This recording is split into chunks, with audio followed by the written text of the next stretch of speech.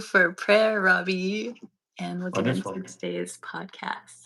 Well, thank you for another beautiful opportunity to share. And at this time, we invoke the presence of the Most High, the power of God, the power of the Creator, the power of the Mother Earth, all the loving energies that watch over us, to our souls and higher selves, as well as the souls and higher selves of all people watching or listening to this, whether it's live or as a recording. And that this loving energy of divinity would be all around us, both as those sharing words and those receiving them, so that this episode, this sharing, can touch the lives and hearts and minds of others. So may the love and power and wisdom of the Most High flow through us in a good way. Thank you. Yes. It's so important. Oh, hey, people tuning in. So you had a great idea for today's episode and future episodes. Hit it. What was your idea?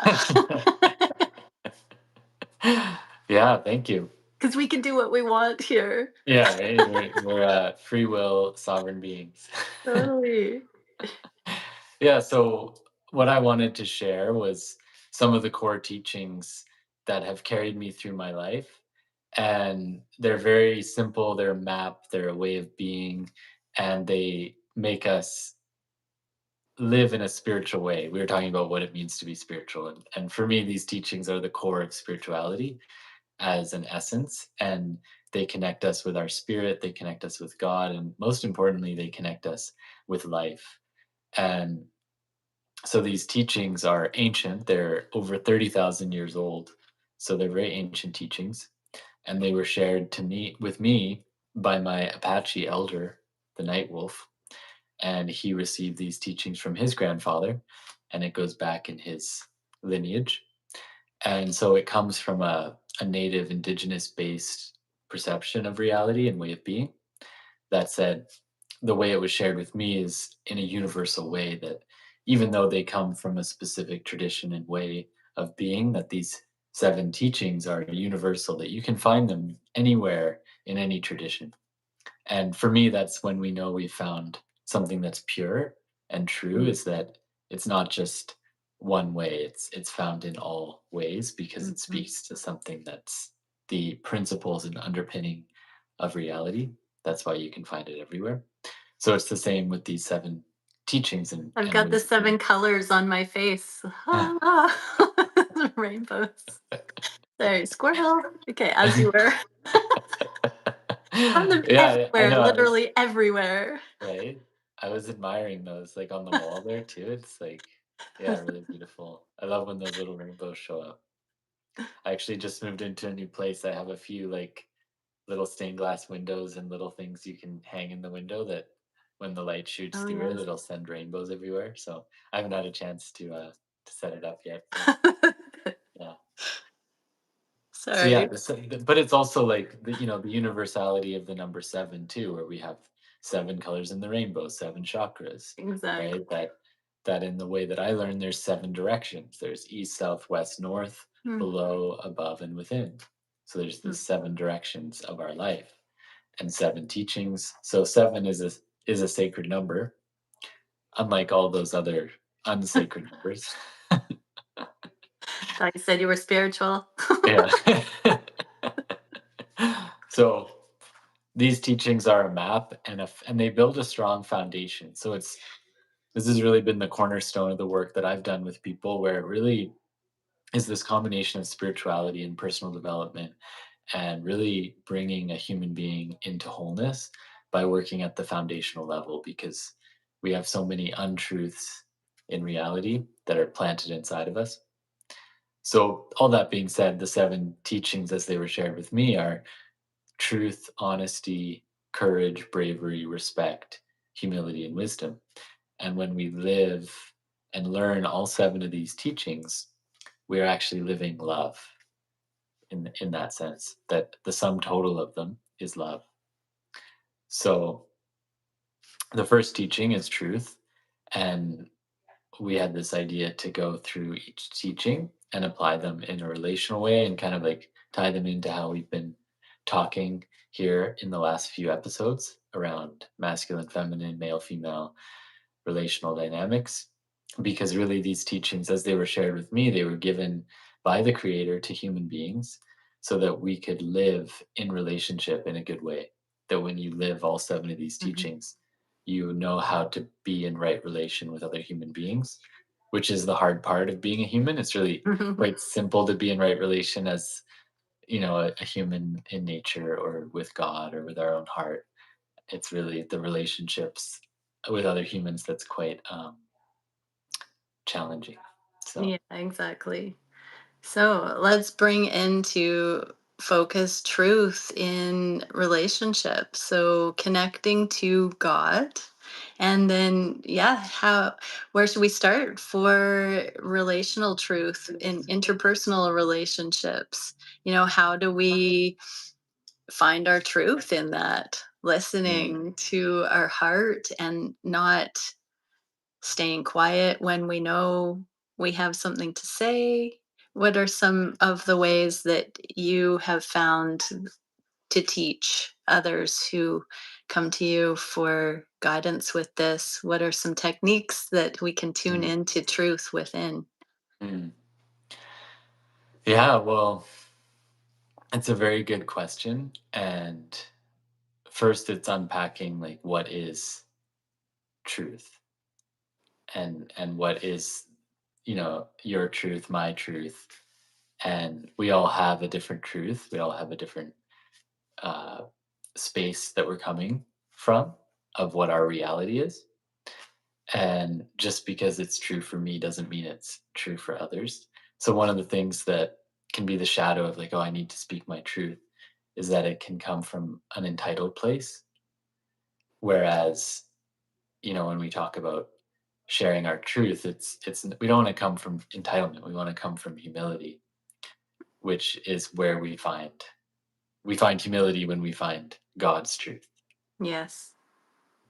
So God's truth is where I always start because human truth is always going to be changing and shifting around, and it's very dependent on circumstance and our beliefs in certain moments. And there's God's truth, which is the highest truth. And what I see is like so many people get into relationships based on just following their own truth, what they want, so to speak, rather than really listening to a higher calling or a higher source. So in that we've talked a lot about how connection with the creator, connection with God is such an important cornerstone in relationships. And I'm curious for you, how has that shown up in your relationships? Like in coming to know God as this universal principle of creation and consciousness, how has that helped you in your relationships to be more loving or more truthful or more connected? Yeah, well, I mean, all of my life, I've very much prioritized connection to God. And through relationships, it does act as a barometer for whether something feels balanced, healthy, true, resonant within relationship for me. I know that if something feels off, I really prioritize listening to my heart. I would say it's connected to my heart and what feels honoring, what feels imbalanced or peaceful. And so seeking that point of view that I can come from to connect on that deepest level with the person I'm interacting with. I'm not much for small talk because I find that those aren't necessarily deep or truthful conversations. And also, when we're getting into power struggles or more karmic things, more imbalanced things that have agendas. Tuning into source really brings it back to love and back to clarity, and really helps people engage with those who are in harmony or disengage from scenarios that are not harmonic, and to regroup. Connection to source is the place that we can find that balance point again to bring into connection. What do you think? Or what do you feel? Yeah, for me, it's like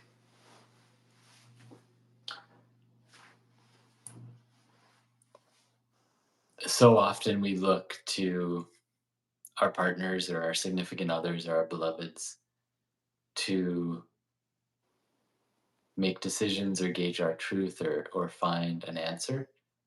And when we connect to God first and the truth that is the creator, then we have a more sovereign connection that creates more love because it's this wellspring. The creator is this wellspring of love and this abundance of love. And that's really what draws us so often into relationships is the desire for love. And so when you have two people that are connected and tapped into that source, then we both are bringing that into a connection and it creates more of that. Whereas often if people are disconnected from truth and from God, then they look to others to get their energy. So it becomes like energy vampire Yeah, because they don't have that direct connection. So they're sucking from each other, which eventually creates a sucky relationship. The relationship ends up sucking because everyone's sucking energy from each other. And it's because they're starved of love. They don't have it, so they're coming from lack. And it's always this need for someone else to fulfill the desire, which is not to say that you can't have certain desires fulfilled by another human being. It's not about being an island. However, it's about creating this direct connection with source that you're both prioritizing and moving towards, which inevitably will bring you closer together. So the way I like to talk about it is like in a pyramid, where if you can imagine like in each corner is the two people in the relationship. So let's just say man and woman generally, and at the top is God. And the closer people get to God at the top of the pyramid, the closer together they become. Whereas if they look to each other rather than God as their priority, they end up staying separate at the bottom. But the closer mm, they get to God, the closer they get to each other. And God as this source of truth, right? So, absolutely. I just want to say, everybody watching this, it's been so distracting because there's been a number of people that I've just blocked that were commenting a lot of ridiculous, distracting things. And yeah, we haven't had that on this podcast as of this episode up until now, and that's really disheartening. And I feel like, people who take the time to do that are such vampires, energy vampire kind of things that come in and do that. And I just send you love. If you're still watching this channel, there is one God above all gods. And, if you keep seeking that, you're going to find that. But it's not in power tripping and causing wreaking havoc like this. And I know you're here and drawn to this light for reasons. And I love you. Chill out. Chill out. All right. I'm just going to clear that. So, yeah, so the energy seems to settle down. I know when we began talking that I felt like a bunch of energy that was coming from those comments. And it's loving enough to take a pause and address that. And when we're coming from places of hurt, we're not showing up in a way that can be honoring within relationship. The people doing that, there's a relationship going on this channel with those people in the comments. And it's there are high functioning ways and dysfunctioning ways to get attention and to interact like that. And my truth is that people that are coming from that energy are in pain and suffering. And that's the vibration that is perpetuated through those actions. And so we can choose to be in lower vibrational ways, or we can seek higher guidance. I do want to say that one of the ways that unconscious or deeply suffering energy seeks that progress is to act out and push buttons, because the tools aren't there to ask for clarity or what they need. It's really a tactic to get information without knowing how. And so do recognize that, arguments, pettiness, interactions like that, within relationships too, when people are going around in circles and not having clarity, and they both want progress, but it's kind of stalling like that. Just know that everything wants to grow towards the light, wants clarity, wants balance. And so when that kind of thing starts happening, we can drop into truth. We can pray in that moment. We can ask for guidance in that moment to know how to handle everything. And when we start getting into that constriction, it's okay to pause and say, we're getting off track. This is not, doesn't have the clarity, doesn't have the peace, doesn't have the love, and we can move that in the right direction. But it's really important to honor the fact that people do better when they know better. And so patience is one of the big criterias with God's love and truth on that deepest level. Love is patient, love is kind, it keeps no record of wrongs. um that energy. So yeah, let's get back into what you were saying, Robbie. I know it was a little distracting, and we'll probably need some moderators. go, go back into it. Well, we must be doing something right. Yeah. So, yeah, sometimes the negativity in the world doesn't like when you talk about positive things, and that's okay. It's all serving its purpose, and everything is of God's design. That's one of the truth. That's one way that I've found God's truth is really helpful. Is like we stand in so much judgment in the world as humans. It's something that is like a virus that mo- pretty much all humans have, and it's this idea that we somehow know what is right and wrong, and then there's a judgment upon a person or a situation or a thing or a place. And when we see that God has created all, that all is made from God, and if we know that God is a loving power, then all is arising from that loving source and loving power, even that which we label as evil and negative and dark and bad. And it's not to say we want to like accept those things as part of our life, or like we want to accept them, but it's not that we have to invite them or open the door for them. However, judgment tends to like freeze things. So like the moment you start judging all the negative stuff, it kind of sticks it and freezes it in your life. Whereas if you can just accept it and be like, yeah, this is part of reality, it's part of the human experience, and send it love instead, it tends to be a lot smoother. And having boundaries is part of love too, and being able to say no. So when we talk about truth, it's like I really love truth because it is such a call to integrity. Yes. Because we can, for example, like we can ask to know God's truth about something, and then it's going to show it to us. So like these people who are commenting, like there's so many different truths about what that could be. Like, if you ask the creator to show you the truth of it, then you may see deeper into these individuals and what they're going through and the truth of where they're really living from. Because that's what the truth of where they're living from is relevant. It's like, okay, they're living from a lot of negativity and pain. And then we have to look at the truth of ourselves. Like, why does it bother you? Right? Like, is there Is there a sense of like too much openness where it's impacting you? Because we can hold an energetic center where it doesn't matter. It's like those are those are just words on a screen. So then there's like the truth of the our own accountability and self-responsibility in it, of seeing ourselves and seeing how, is there some way that we've magnetized this or called it in? Maybe there is, maybe there isn't. And sometimes things just happen.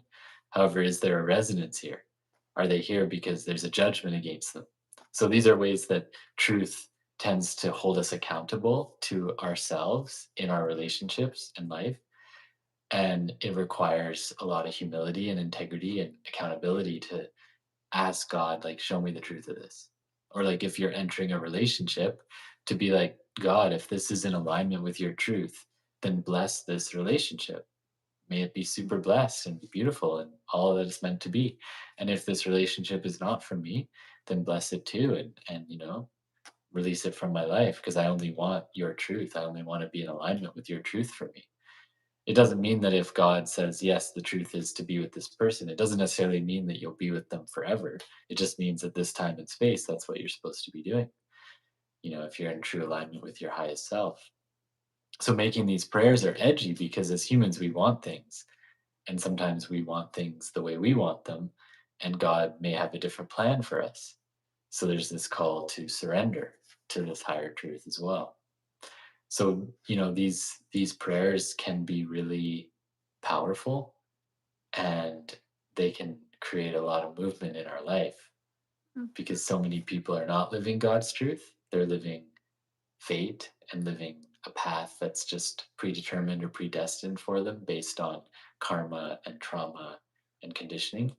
That Yeah. when they invite God's truth into their life on a really deep soul level, it can actually start to crumble all the lies and the falsehoods that a person is living, which can feel kind of negative, even though it's a blessing.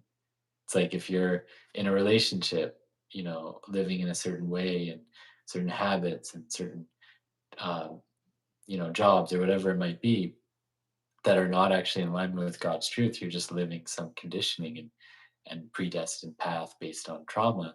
Then when we, or pain or whatever it might be, fear, then when we invite God's truth, those things may start to crumble, and the ground may feel like it's being taken out from under us. It may feel like we're going through a death. However, it's actually liberation. It's just that shaky moment of transformation that doesn't always feel good. So then it can be like, oh my God, like this is bad and wrong. I don't want this. Like my life's falling apart, but it's actually coming together, Hmm. because now we're saying yes to a higher path, transformation. I think backing it up a little ways, I really just even the interactions here in the comments to begin with, we're so busy all the time going through the motions. In a general way, people in our societies are all geared to that external approval and gratification and the machine, right? And so it does take presence to remember that we can pause, that there are no true inconveniences, aside from, why in our society would needing to stop and drop into God's truth be cumbersome or an inconvenience unless we're so distracted by it. It should be the priority, right? So even just in this little modeling on this episode, having that kind of an interruption and dropping in, just even enough to set the healthy boundaries, feel into the energy. It may feel like a distraction to this podcast, but it has become a sacred expose of how in the moment, no matter what we think is convenient or not, what else do we have to do other than drop into the truth of each moment and see what it brings, and to be present with it and to navigate it without resistance, and to make the decisions appropriate. That does not mean to be a doormat. Truth is not pushover energy. Truth is righteousness, truth is alignment, truth is appropriate energy. It is strong leadership energy. It is powerful. And we should actually, drop everything we're doing whenever truth needs to come in. We shouldn't carpet sweep moments where truth can come in, where a deeper awareness can be available. It's just think about all the times that we can't be bothered by something that's breaking our concentration or our flow. And I know as a parent, those are the most important moments that we have with children, for instance, and that sacred relationship is we could be doing anything. And, children needing our attention or wanting to talk to us, that is the most important thing that we could do in that moment and focus fully with each interaction as it comes throughout our day and settle it because it's coming up in our reality. Like you said, we don't know why it's coming up in our reality, but it is the most difficult thing to do is to be present to the truth of these interpersonal exchanges that come up regardless of what's going on in our daily life. That is one of the most sacred and highest callings. Mhm.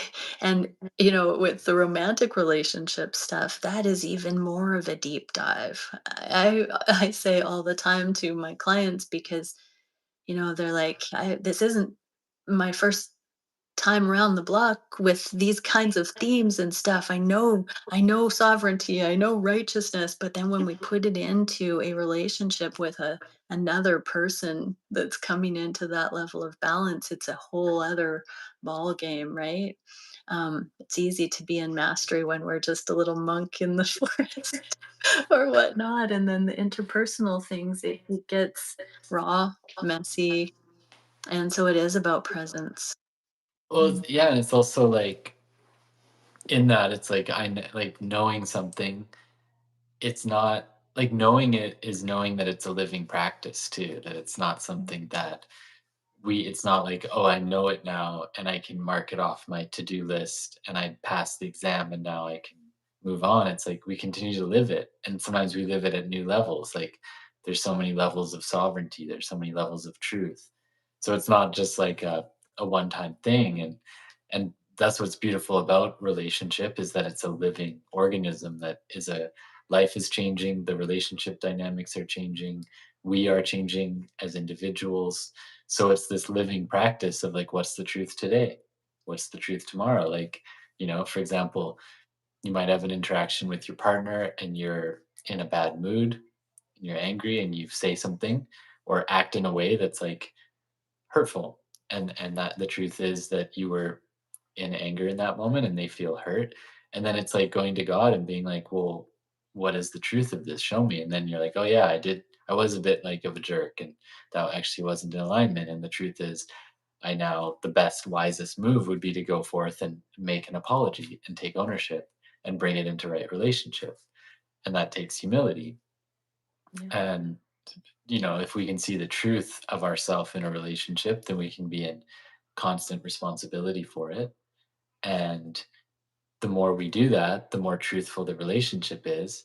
And what I found is like so many relationships are more karmic, and it's like this beautiful dojo of discovery of self and transformation where we're in these relationships to grow and learn about ourselves and our human ego, and the romantic self is like, oh, is this my person? Like, I hope I'm together forever. And sometimes that can be the case, that's a real phenomena.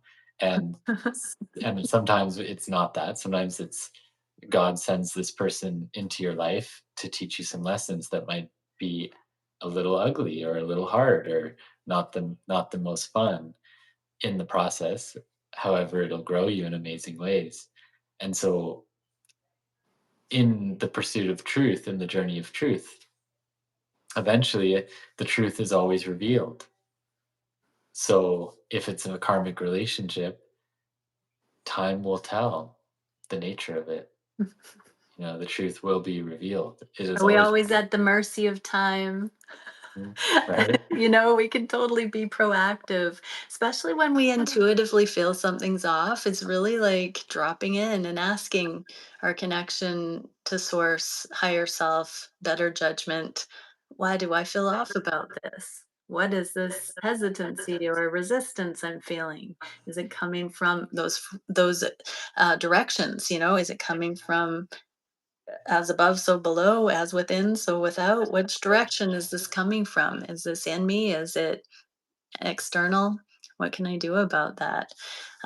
Yeah, in every moment, it Mm. changes. Right? Yeah. It's it's a really helpful teaching in relationship because so much relating between humans is becomes finger pointing and blaming, and truth is there's no blame in truth. Truth is very organizing. It brings a lot of order to our reality. So when we have that energy of truth, it's going to organize things. It's going to bring order. It's going to bring balance. It's going to bring harmony to our life and our relationship. And blaming is a misperception of how reality works, saying that like the outer is what creates the inner, and the inner is actually what creates the outer. So, have you ever had an experience where your energy shifts either negatively or positively, and your significant other mirrors it, right? I know I've had that experience many times Yeah, where absolutely. it's like there's a tension and then I get in the tension and then the tension gets more. Or there's tension and I'm like, okay, I'm gonna take a step back and own my energy and come from center. And then the other then mirrors that because they feel safe. They feel like, oh, I'm not being attacked right now, so I can also be safe and let my guard down a bit and then there can actually be resolution. So you know, that's when we move from the inner to the outer rather than the outer to the inner. And that's one of the universal laws. So truth is also aligns with these universal principles of how reality works because truth and reality go together. So this is why like saying my truth is not always the most aligned way of perceiving reality because our truth might be based on fear. Like just because you have a feeling doesn't mean it's truthful. I mean, it's a true experience for you. It's not to say it's not a valid experience. However, it's not to say it is the truth or that just because you feel like, let's say you're around someone and you feel angry around them, that's they may be doing something that's triggering the anger, but it's not to say that that's necessarily true. Like maybe they're bringing something out of you that you need to look at, and it doesn't even have to do with them. It just has to do with your own relationship with yourself. So, like, just because we have a feeling when someone's around doesn't mean that it has to do with them all the time. Like, if sometimes if someone is around another and it's actually a very safe environment, it can bring things up because you finally feel safe around someone and you've probably experienced this, Meredith, where someone then projects it on you, like because we're holding an energy of love. The love creates safety and relaxation, which then can actually bring things to the surface. Right. And if that person is not fully ready to see it, they may just blame it on the other and be like, oh Yeah. well, I only feel this way when you're around, so there's something wrong with you and you're bad or wrong or evil or something. And that's not how it works. Sometimes the presence of someone who creates a loving environment can bring things up to the surface. So it's actually just bringing up a deeper truth of where that person's been living from. Hmm. So one of the examples I've found that's helpful with this is like if you think about an experience as a child where you're maybe imprinted with a trauma or something painful. Let's say like you're a kid and you get bitten by a dog and the dog bite is very traumatic. You're a little girl or boy, you're only 3 or 4, and that trauma then imprints a belief that dogs are scary, bad, or wrong. And then you go your whole life being afraid of dogs. And that becomes your truth. It's how you perceive reality. Is that dogs are bad or wrong. However, that's not necessarily an absolute truth or a universal truth, simply your truth based on an experience. So we all have these imprints from the past. A lot of people have been mistreated by someone, and then that truth can become like, oh, men are bad, or this type of men are bad. And that becomes truth, which then is not questioned anymore.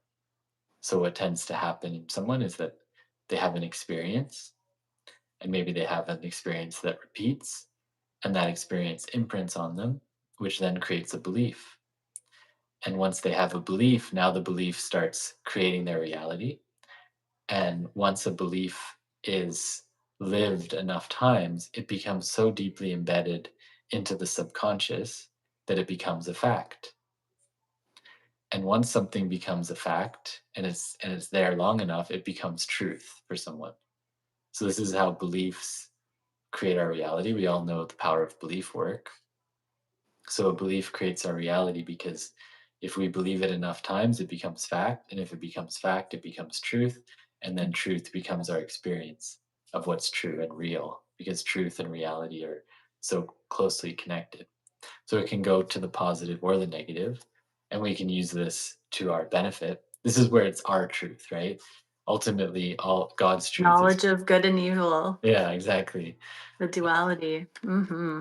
And like, obviously, God's truth is beyond all of this conversation, really. It's something that can't really be spoken about. It's an absolute truth that is beyond conversation. It's like a presence and experience that is very potent. There's a story that talks about it, and it's a parable, and it's the Great Walled City. And so the story goes that there's this township that's in this kind of castled in walled area, and they live within the walls. So there's all these people, and the walls are very tall. They're so high that no one can see over them.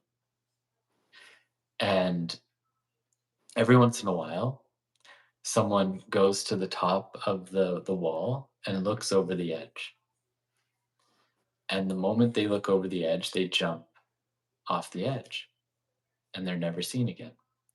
So this happens every once in a while. Someone from the town gets curious enough to look over the walls. As soon as they look over the walls, they jump off. So no one knows what's over the walls because the only people that look jump and they're never seen again. So one day a villager says, "You know what? We should figure out what's above over these walls. So what we're going to do is I'm going to go up there and we're going to tie this rope so that when I jump, you can save me from falling." And so the villager goes to the top, they tie this rope, and they look over the edge. And like everyone else, they jump over the edge, but the villagers pull the rope and pull this villager back. And when they bring the person back, they're asking him like, what happened? What happened? Like, tell us what's on the other side of the wall. And he's just got these big eyes and he can't speak. The words can't come out of his mouth, and he's just in this state of awe and presence and like rapture, and he can't speak of it.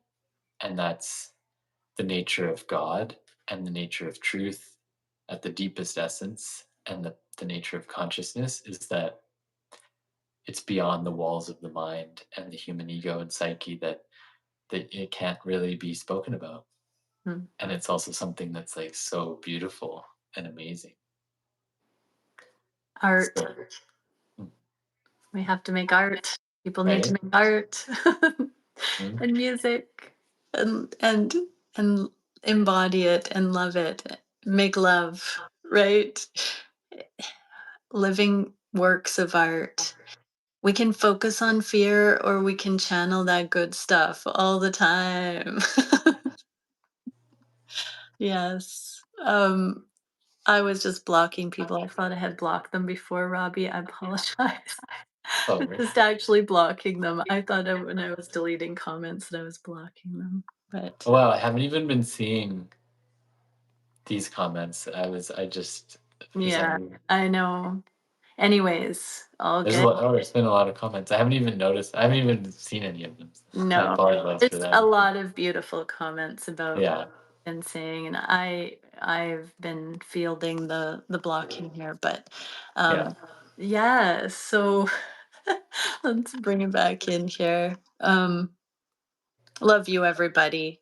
Sorry about that. I feel like you guys can report too if you see things like that. But if anybody out in the viewership would like to volunteer to be a moderator at this time, please let me know. Teamwork makes the dream work. Does anybody out there have any questions? I will admit I'm just a tiny bit distracted. And yeah, if you have any questions about if anybody's been able to pay attention to what's been going on today, if you would like to.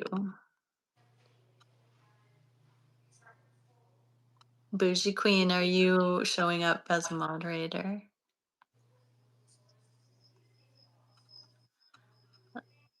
Yeah, so back into it. Truth.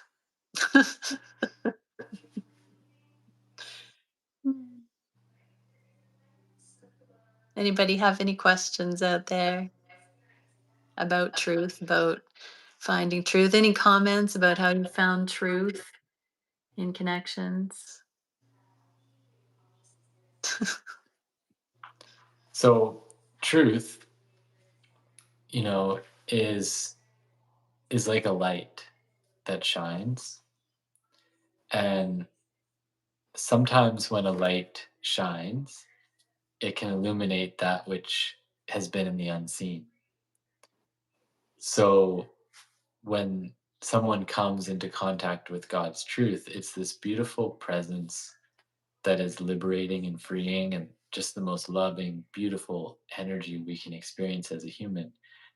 And yet at the same time, it can show us some of our deepest shadows and our deepest darkness that can be not the easiest to look at.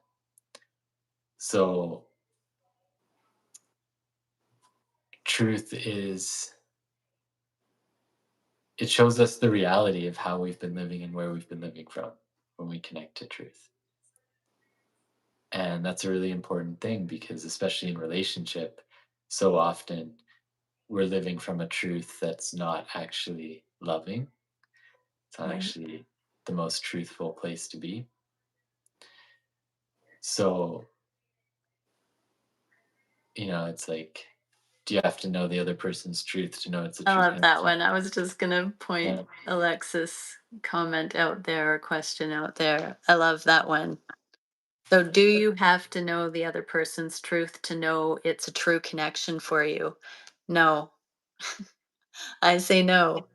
Now, do they have to know their truth? Yes. Do you have to know your truth? Yes. Do you have to know what that is for each other? No. Do the truths have to be compatible and reciprocal for it to be a romantic, intimate fire connection? Yes. Connection is interesting though, because it can be a sacred mirror, even if it's not meant to deepen intimately together. But I often say you cannot have true love without two masters. We don't need to know another person's truth to make our own decisions. I think what I channel most times out here on YouTube is about knowing our own truth and then whether that works or not for what we are interacting with a person. So if we know our own truth, we can take or leave somebody in our life moment to moment if they're not in alignment. They're free to come and go when the truths align. And so if their truth doesn't align, that's their prerogative to decide whether or not they want to align with us at any given moment. And when truths align, they just click, right? If we're in full permission to embody our own truth and allow our partner or counterpart, for instance, to be in their full embodiment of truth, it's pretty organically obvious when those truths are aligned and when it's not in flow. And so if we tried to bind it into a homogenous connection and force somebody to a- um, align with our truth, if it's their unspoken truth says that they don't want to be aligned with our truth, we'll feel that resistance. If that person's truth is aligned, we'll feel that peace. Now, people can have different truths and still want the same end goal. That's not the same as alignment. That's compatibility in a certain way, but maybe not on the deepest level. So I think every one of us needs to be very clear on what kind of connection we're looking for.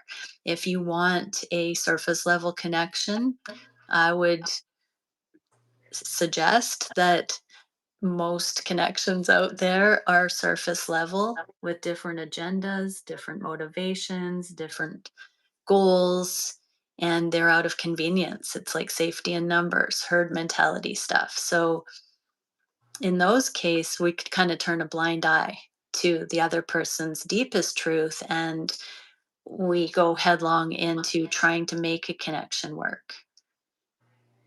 A lot of these sacred connections that are in the collective that I channel for, we're learning how to let go of those control issues and to be patient while the deeper truths come through actions and lifestyle changes and the healing.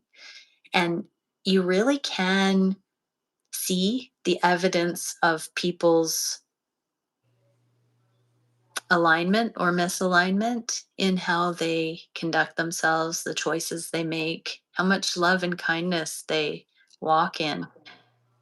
And so, like Robbie was saying, the divine truth is the deepest truth. If someone is in alignment with that, then their life is going to bear fruit that way.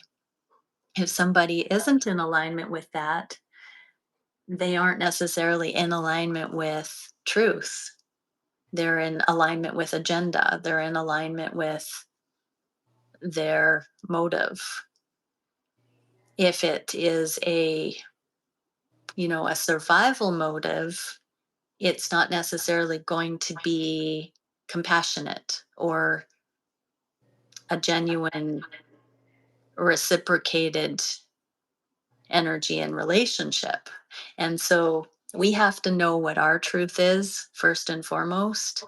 And then we have to know if, I mean, when we start becoming more conscious, we realize if our truth is one of fear, if we're resonating in a reality where we're focused on fear based truths, or if we've come into life affirming, aligned, productive truths, creative truths, divine truths. There's so many different perspectives that we could say is a truth. And so we need to know if we resonate or if we align and at what stage we align with someone. It's a very complex topic because words do start to fail when we try to look at these things. What do you think about that question, Robbie? Yeah, I feel like really the goal is for me is like to align our truth as closely to the creator's truth as we can, which is to go closer to what you're saying as life affirming and loving. And so really our truth, like it's like my truth is this or my truth is that, is really coming into connection. Like what when we look at our truth, we want to come into connection with the way that we're living, to see the truth of how we're living and where we're living from. And so if you have two people like that are living in a very like two addicts that are living in an addicted way based on, really dark energy, they could actually be compatible for a while because they're living from the same place. But if you're like free of that and living in a more like mature, grounded, loving place, like you just would never resonate with that person. So to have a connection, there's always some compatibility of truths and beliefs and experiences that even allow us to resonate with this person, to even have the option. So then in terms of like a true connection is one that is lasting, I think is really what I would say is a true connection, is something that lasts the test of time. And that's something that once again, like we just have to wait and see kind of thing. Mhm. And you can have a true connection that also doesn't last a whole lifetime, whether it's a friendship or a business partner or a significant other. And so truth tends to endure over time. Whereas if we're living from a more of like a lie or living fearfully, it tends to degrade over time. So usually over in about 2 years, the truth will be revealed. Mm, So if something only lasts a year or two, then it probably wasn't actually grounded in truth. It was probably grounded in something else. And mm, that's something that you kind of have to wait and see.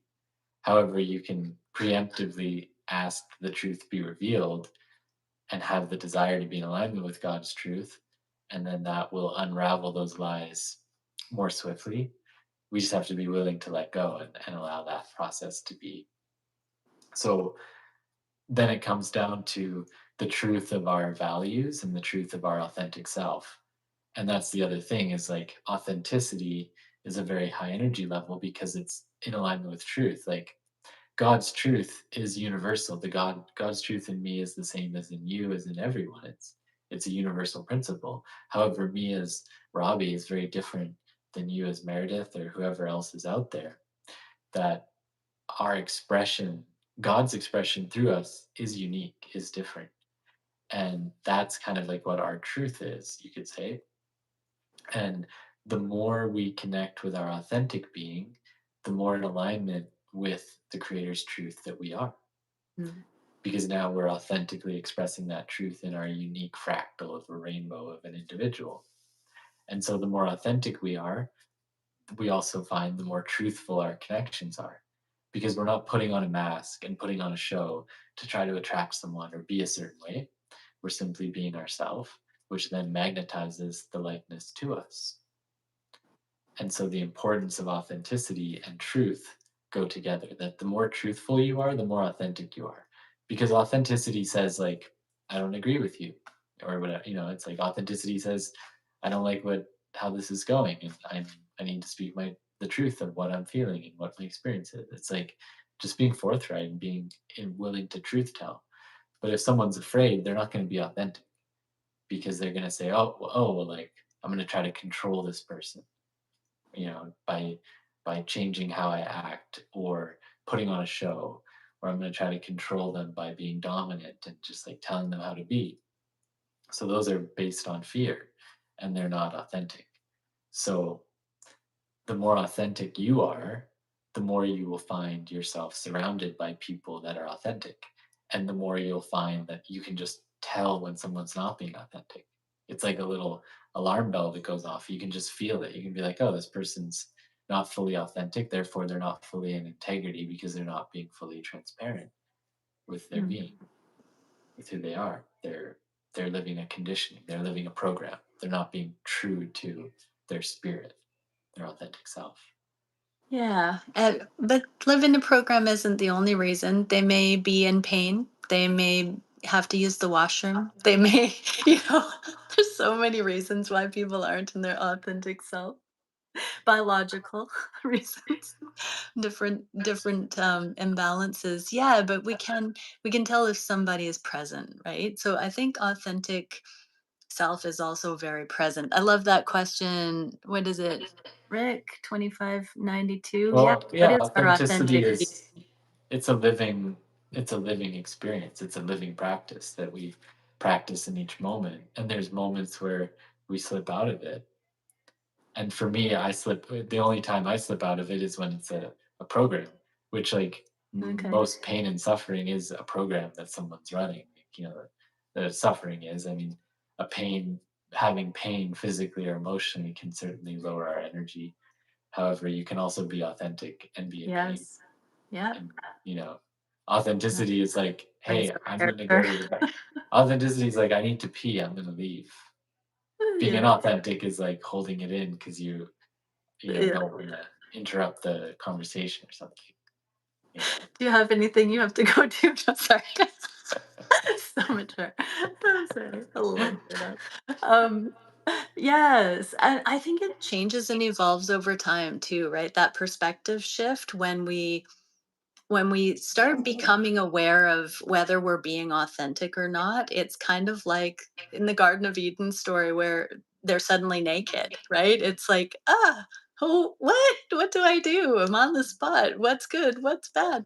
Um, Authenticity is a work in progress. It's Mhm. such an infinite thing because once you start to catch on to the idea that you might not be showing up with coherence and integrity, then it starts to be a domino. Where else can I bring more alignment into my life? And, as we bring ourselves into alignment, our lives do reconfigure. All the things that are not authentic to us, the things that we aren't really a fan of, the things that aren't our idea of fun, the things that don't feel good to us to engage, those start falling away because just by making choices that sit well with our soul, that feel peaceful, that feel settled, if we make those choices consistently, all the things that don't provide that experience in our life eventually fall away Mhm. and we come into a more authentic alignment in general. Yeah, and I it's like also authenticity arises from feeling safe and secure in ourselves too. And like often if we don't feel that safety around someone, we might not be fully authentic, then that program comes up to, like I know for me, like there's moments in my day when I'm interacting with certain people where I'll find that something will come out of my mouth and I'll be like, why did I just say that? Like that didn't feel like me. That was, and it just comes out. And then it's like, oh, I wasn't authentic in that moment and it didn't feel true. And therefore I didn't feel that peace that you were talking about. It's like, I feel unsettled about that. Even if it was just a little thing that doesn't matter, it's still like it's like something happens inside that doesn't feel true. It doesn't feel right. It doesn't feel good. So then for me it's just like, oh, what was that about? What fear, like how was I afraid in that moment where those words came out and what was that conditioning and how can I be more authentic in the future? And Yeah, sometimes or in that authenticity is moment. just yeah. Control Alt Delete. Yeah, exactly, I've right? totally said that. Yeah, Something's come out and I've been like, 1 second. 1 second right now. totally.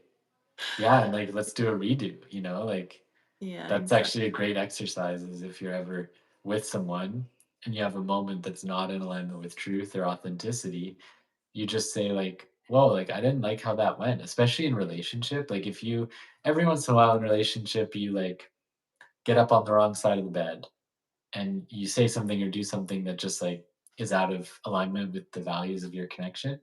And instead of letting it ruin your day or be like a thorn in the side and like plant something inside of the person, you just like do a redo with them and be like, hey, like, let's just redo that scene because I didn't like the way that scene went. That's not really Mm, how I want to relate to you.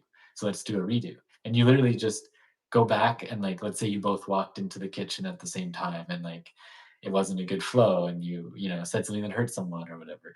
You just say, hey, let's do this again. You both go back to the room, come back and do it the way you want it to be, and right there, you recreate your reality and imprint it, and it's fun and it's playful. And then you get to real time reprogram your mind and your heart and your relationship to be the way you want it to be. Because we're the authors. We get to mm, choose. Not take it so seriously. Yeah, Yeah. we get stuck in ruts, right? We're monkey see, monkey do. Humans are very much emulating whatever we're programmed with, whatever we see, and it's hard. That's why they say the apple doesn't fall far from the tree until, we start critical thinking and making decisions or getting a response from our reality that we finally wake up and say, "Oh, I'm the common denominator with this thing that I don't like to continue to experience." Hmm. I know we're getting really close to the hard cutoff line here at Uh, 5:30, but I did see a question I really want to quickly touch on. Kristen Runfers. I wonder how to handle telepathy with someone that sometimes steals your energy. I'm ambiguous. Sometimes I want to talk because it's soothing, but sometimes I feel more used, comfort. So telepathic healthy boundaries are no different than in the physical. And when you are at a developmental stage energetically where you're conscious of this telepathic interaction, it's a training ground to bring that authenticity into physical embodiment. Once you get this in the energetic realms, it really goes hand in hand with being able to do it in the present moment in the physical. And I find that the telepathic stuff, like you're speaking of, is a training ground for doing it in the moment in real conversations. Not that this isn't real. This is an energetic prerequisite so that we're bringing those two worlds together, the as above, so below, the energetic integrity, that layer of reality, because the physical is just a container if we don't have love on those energetic levels. If we don't have alignment in these energetic levels, we don't have it in the physical. And so bringing that, in. So telepathic connection is no different than the physical. Even if on the off chance it's in your head and it's not actually a telepathic connection, practice having healthy communication, pausing, dropping into whatever that feeling that your energy is being imbalanced. Put a healthy boundary in there, trial it, bring it in, see how you feel. So it's no different than in the physical, but it does sometimes give us a little bit more of a safe container to do it without being on the spot because we're not facing that person right there. um, but yeah, that was an interesting question. I appreciate those little bit out there questions. Yeah, so I know you had to get on to something else pretty quick today, Robbie. Yeah. Um, do you have any final things to say today about truth? Yeah.